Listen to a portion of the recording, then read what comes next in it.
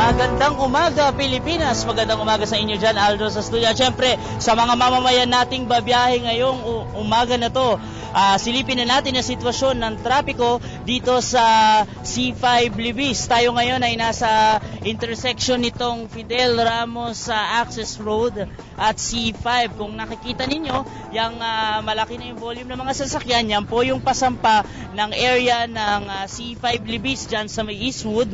Napakabiga, light to moderate po yung sitwasyon. Malaki yung volume ng mga sasakyan, pero paglampas naman po ng traffic light intersection dyan sa may area ng C5 Eastwood ay magiging maluwag naman po yung sitwasyon, pero pansamantala lang po yan dahil pagsampa po ng Ortigas C5 flyover ay magkakaroon po ng mabagal uli na sitwasyon. Tuloy-tuloy na yan hanggang dyan sa may bagong ilog. Kaya sa mga boss natin na papasok papunta ng Makati at Pasay area at dyan sa may Taguig, syempre sa Fort Bonifacio, no? Bangon at gising na.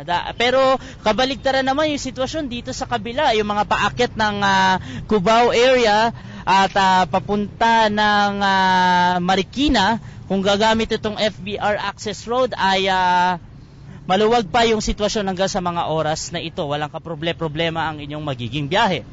At number coding natin for today, numbers 3 and 4. Kung ang plaka po ng inyong sasakyan ay nagtatapos sa mga numerong yan, kayo po hindi pinapayagang bumiyahe ngayong araw. Hindi po allowed gamitin ng inyong sasakyan mula po alas 7 ng umaga hanggang alas 7 ng hapon. Pero kung nais yung gamitin yan sa inyong pagpasok sa inyong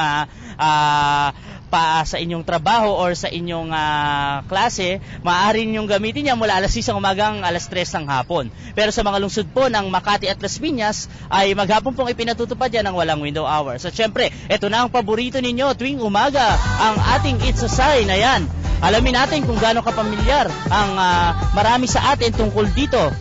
Alamin natin yan mamaya sa pagbabalik natin para sa ating ikalawang traffic update. Balik sa inyo sa studio.